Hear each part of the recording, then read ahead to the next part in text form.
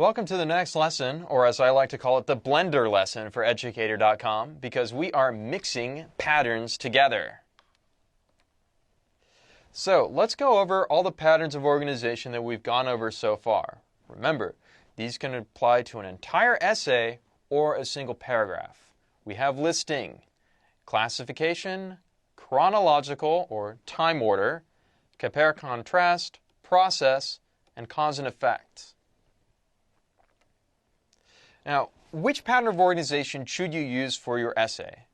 Well, it's kind of the wrong question because for really good essays, you're probably not just going to use the same pattern for the entire essay. You are most likely going to use more than one, but the difficulty is knowing when and which pattern to use for a particular paragraph. So I'm going to reiterate. Most of the time for your body paragraphs 1, 2, and 3, they will not all have the same pattern of organization. You're probably going to be using a mixture of a few, maybe at least 2. So, to figure out which ones we should use, let's go back to the interrogative questions way at the beginning of this series. Who, what, why, where, when, and how. It turns out that certain patterns of organization address each one of these kinds of questions really, really well. And so I'm going to show you which ones. First off, who. We'll use classification and more specifically definition. So definition is kind of just part of classification. As you remember from the classification essay, be sure to use definition. What? Well, I can think about what causes and what affects, but also classification. Why? Well, cause and effect is always an answer to a why question. How do you remember that? Well, think about this. Why does something happen? Because of something else. Why is this effect here? Because of something else. Why is answered by because. Cause is cause and effect. Where? I don't really feel that anything specifically answers a where question, but here's the thing. You can pretty much use anything in a where. When? Well, that's pretty easy, right? Chronological time order, that's when you're going to be using a when question. And how, finally, is always process and cause and effect. Now, here's a great thing about this. Sometimes you're not sure what pattern of organization to use for a specific part of your essay or even your entire essay. Just use listing. Listing will cover everything. So, maybe, since I don't know what where is, I could ask, what other countries have you been to? Oh, I've been to Korea, I've been to Mexico, and I've been to Germany. 1, 2, 3. There we go. I bet I can use listing to describe those. Or maybe I'll put some chronological in there too to describe when I went to those countries or when you visited those countries. But you can see how easy listing is. If you don't know, you're not sure, just use listing. It'll save you every time, I promise. Now, we're going to go back to those theses from a few lessons ago where we had our major points and we talked about how to order them properly. And I'm going to show you which pattern of organization I think works best for each major supporting detail or each major body paragraph. Now, you might disagree, but here's a few samples of what I think will work. You can prevent a Jabberwocky from haunting you with 2 simple steps. I still don't know what a Jabberwocky is, so I better list off the description of a Jabberwocky. Step 1 to keep the Jabberwocky away, well, that's part of a process. That's going to be maybe cause and effect. I might use that too. And then step 2 of my process is going to be step 2 to keep that Jabberwocky away. Thesis. Thomas Jefferson was a hypocrite because he owned slaves while endorsing liberty and abolition. So, Thomas Jefferson, our great president. So, what am I going to do? Here are my major supporting details again. Thomas Jefferson fought for abolition. I will list off the things that he did to fight abolition. And once you maybe research that, you can find out what those reasons are. However, in contrast, on the other hand, Jefferson was a successful slave-owning plantation owner. And so maybe I'll use all of those details to contrast which is goal of, getting rid of slavery. And finally, this whole issue about Thomas Jefferson had a child with Sally Hemings.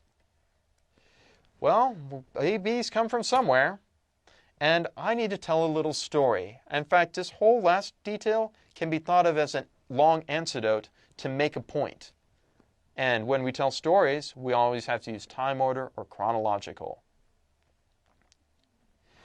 Slytherin House is not evil, but rather simply ambitious, talented, and misunderstood. Okay, well, again, my very first paragraph, I have to tell the audience what Slytherin House is. I'm going to list off some facts about House Slytherin. Slytherin values ambition and talent. Well, I can list off some examples, or maybe I can tell cause and effect and I can explain why they're like this. And finally, I need to answer why other houses misunderstand Slytherin. And it turns out that if I'm answering a why question, I have to say because, and that's my cause and effect organization. So, how about this one? Meg Murray begins a story feeling stupid, faces challenges, and overcomes the power of it. Major supporting details. Meg feels like a lonely loser. Meg and her friends go to Camazotz and find it strange. Meg has something that it does not have.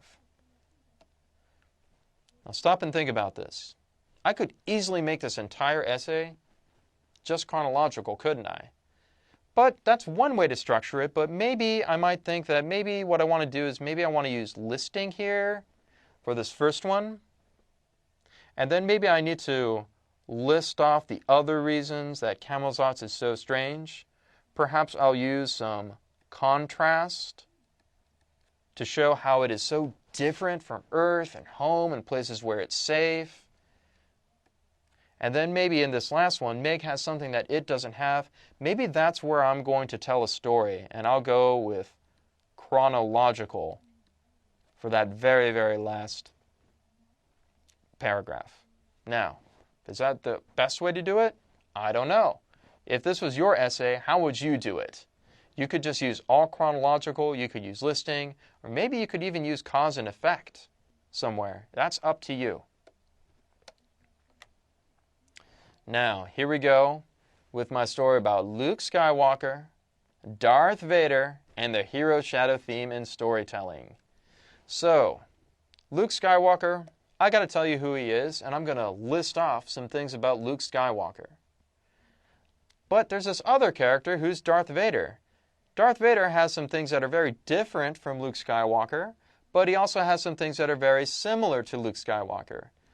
I bet that that paragraph right there would make a great compare and contrast words, and I'll explain a little bit about Darth Vader and who he is in relation to Luke Skywalker. He's his father. At last, I got this hero shadow theme. Now, I have to define that. I'm going to give some listing, and it turns out this hero shadow theme is part of a story. And I could use chronological, or I could use process, explaining how this theme works. Maybe you want to look that up on Wikipedia for yourself to figure out what the hero shadow theme is. I'm not just going to tell you. There are 3 different types of animal eating habits. Okay, so I got my herbivores, my carnivores, and omnivores. Herbivores, I'm going to list them off. Carnivores, I'll use contrast again. That sounds great, but I'll list off a few things too. Omnivores, oh wait, opposite, middle way. Well, the omnivores have something in common with both ends. So maybe I'll just use compare, contrast, and listing again for that very last 3rd paragraph. Okay. Finally, this is a problem solution. So, cars pollute, gas is very expensive, we need more public transportation. Cars pollute. Well, what does pollution cause? Why is pollution bad? I'm going to use cause and effect. What kind of cars pollute? When do they pollute? I'll use listing. Gas is very expensive. I could give you some reasons why gas is very expensive, and maybe I'll list off a few more details and a few more statistics about how gas is expensive. And finally, public transportation. I'm going to use cause and effect in a very specific way for this problem solution. Our effect is the solution. It's our happy way of being. It's what we want. It's how things are going to be better. That's my effect. And public transportation is going to be the cause that is going to give us that happy effect. It won't be persuasive if I said, well, the effect is actually we're going to be miserable and sad. No. That wouldn't be very effective. But public transportation is going to be my cause to our very happy effect to solve all of these bad problems. So for your assignment, what I'd like you to do is I'd like you to read 2 of the sample essays that I have posted for this lesson. I'm not telling you what the pattern of organization is, but there's going to be lots of keywords there that are going to help you understand it. So find the pattern of organization in each paragraph. And you're going to find that by this right here.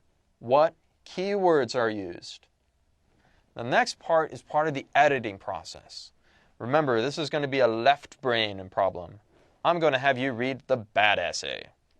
And this bad essay is not well organized, and it is not clear about what order things should be in. This is like, well, getting a C paper instead of an A+ paper.